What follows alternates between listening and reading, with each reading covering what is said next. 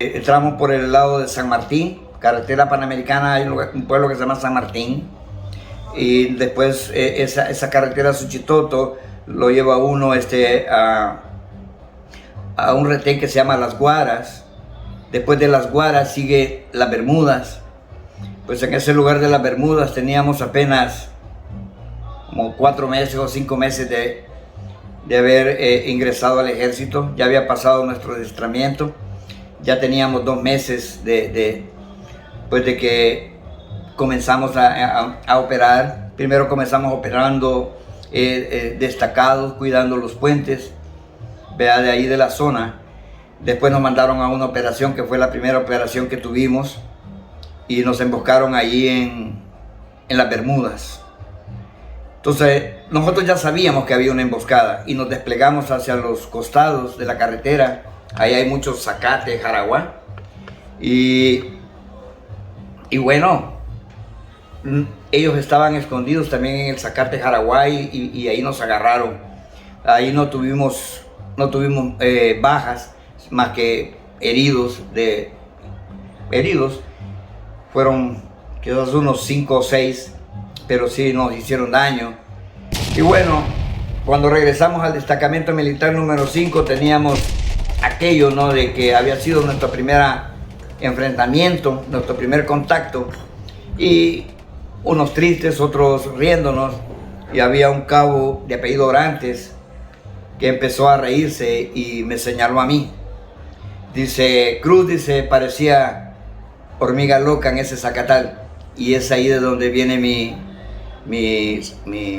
seudónimo indicativo, la hormiga loca. Entonces, pues, y ya, por mi nombre ya jamás volvieron a mencionarme más que la hormiga, la hormiga, la hormiga. Y esa es la historia de mi seudónimo, y ese fue mi primer contacto con la guerrilla. Ahora quiero que me cuente qué pasó en su vida. ¿Por qué? ¿Cómo Dios permitió rescatarlo del lodo cenagoso? Porque me dijo mi sargento Argueta que usted tocó el fondo. ¿Qué pasó, hormiga? Bueno, esa es otra historia, bastante dura, por cierto, ¿no? Pero hay que sacarla del corazón. Sí, claro. Y para mí es bastante duro el traer esos recuerdos, esos recuerdos al presente, ¿no? Y relatarlos, pero todo comenzó, ¿verdad? Que después de que causé baja del ejército, recuerden de que yo entré al ejército cuando apenas iba a cumplir casi 15 años de edad, prácticamente era un adolescente. Y bueno, comencé a vivir una vida muy fuerte para alguien en ese tiempo de mi edad, algo que impactó mucho mi mente, ¿verdad? Pero me acostumbré. ¿Dónde es el baño? Y bueno, me acostumbré a esa vida, pero sin saber el trauma que iba a causarme, ¿no? A la vida militar. La vida militar, sí. Sí, cuando usted salió de baja, sí, le causó un trauma de lo que vivió. Bueno, yo no sabía que tenía un trauma, sinceramente no lo sabía. Yo creí que lo que sucedía en mi vida era normal para todas, como le sucede a todas las personas. Entonces, cuando yo causé baja, yo viajé a la Ciudad de México. ¿Huyó a México? Me vine a México porque mi vida peligraba allá, ya fuera de... ¿Ya lo buscaban para matarlo? Sí, me buscaban y buscaron a muchos de mis compañeros que habíamos causado baja. Teníamos que ir a dormirnos a otros lugares, por si llegaban a la casa a buscarnos no nos encontraban. Entonces vivíamos en esa zozobra. Entonces mi papá sugirió que yo me viniera para Ciudad de México y me vine. Estando allí, ¿verdad? Yo comencé a beber y como cualquier persona empieza a beber y todo calmado, pero en mi vida fue muy rápido la adicción. Que se desarrolló mi adicción por el alcohol. Comencé bebiendo los fines de semana, después ya no bebía los fines de semana, sino que seguía con lunes, después con martes, después miércoles y después toda la semana. Y eso fue en un lapso como de 2, 3 años, ¿verdad? En ese entonces, cuando yo salí de baja, tenía 17 años, iba a cumplir 18. A los 22 años, yo ya era un alcohólico y fuerte. En ese tiempo yo ya me había casado con una muchacha mexicana, con la cual tenía 2 hijos ya. Una niña de como de 2 años y uno de 1. Pero mi alcoholismo era bastante fuerte. Yo maltrataba mucho a esa muchacha. Le hice la vida imposible, le destruí su juventud por causa de mi alcoholismo. Y para mí, a mí me parecía de que era algo normal, ¿verdad? Que cuando yo me enfurecía con ella, decía yo que porque ella tenía la culpa, ella me había provocado a que yo la insultara, a que yo le pegara, porque le pegaba también. Pero para mí todo eso era normal, ¿verdad? Hasta llegó a tal grado de que pasamos 4 años juntos y un día yo decidí venirme para Los Ángeles, pero no duré mucho, solo tuve como 9 meses y regresé a México. En esos 9 meses, cuando yo regresé a la casa, que no era mi casa, sino que era la casa de los papás de ella, ella me dijo, ¿para qué regresaste? Me dice, yo quiero, me dijo, de que te vayas de la casa. Le dije yo, ¿pero por qué? Dice,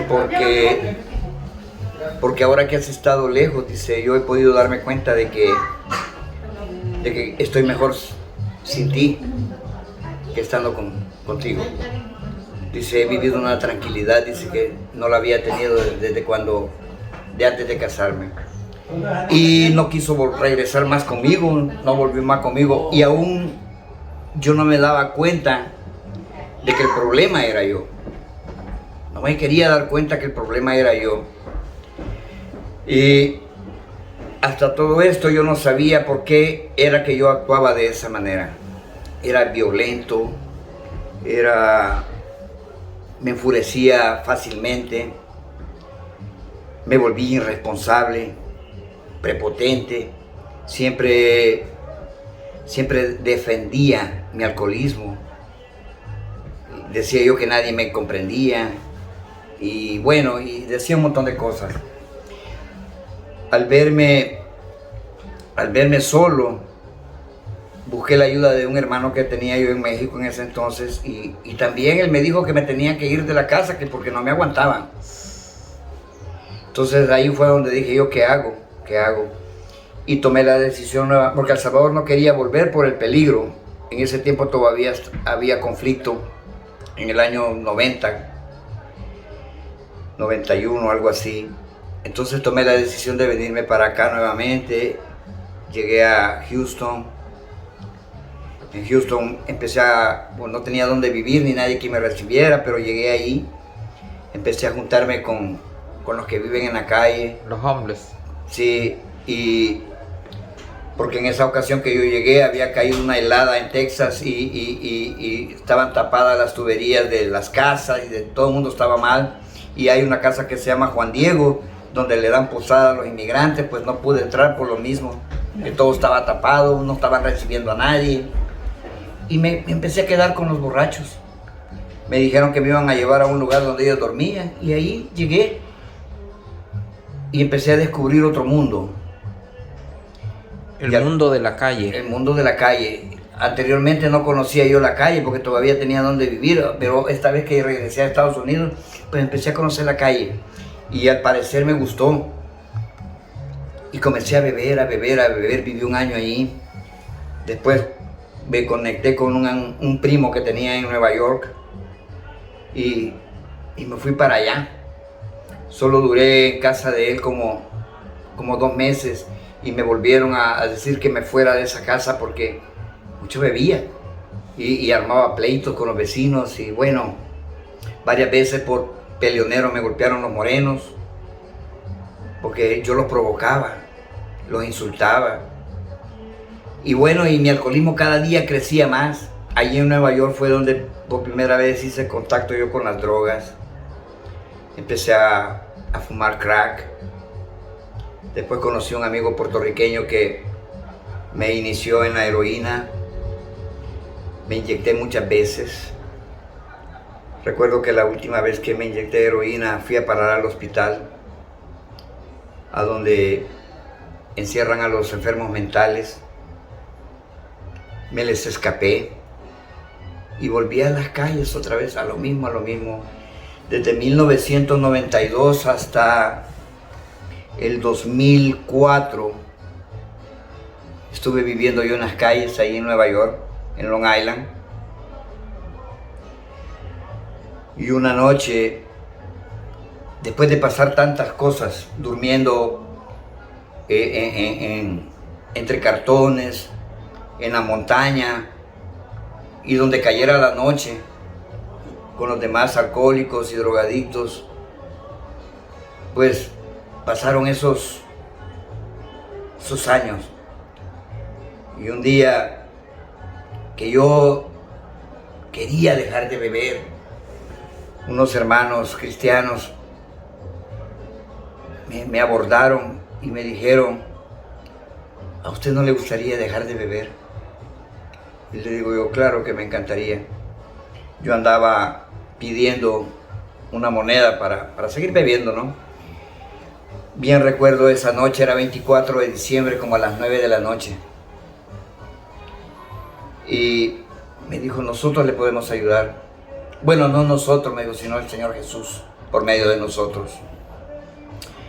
Entonces me gustó la idea. Dije, yo andaba como desesperado, ¿sabes? Quizás por la época, no sé por qué, pero acepté ir con ellos.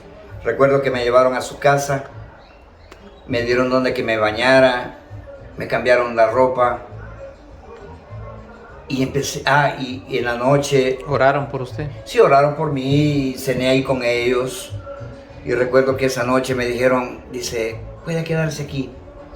Dice, y cuando amanezca, dice, pues se va y hace lo que usted quiera. Ok. Pero por la ausencia del alcohol, yo entré en lo que se le llama deliriums. Por la ausencia del alcohol ya en mi cuerpo, empecé a ver visiones, empecé a hablar yo solo y ellos se asustaron.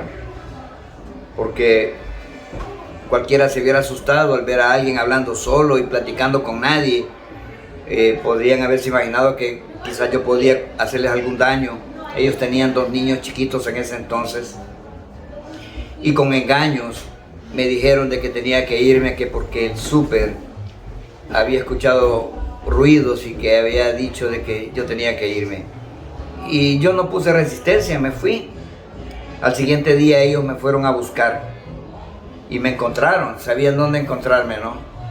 ¿Había tomado ese día? No, ya no había tomado, porque ellos dijeron que me iban a buscar y pues yo estaba esperando que me buscaran. Y recuerdo que esa vez dejé de beber un año.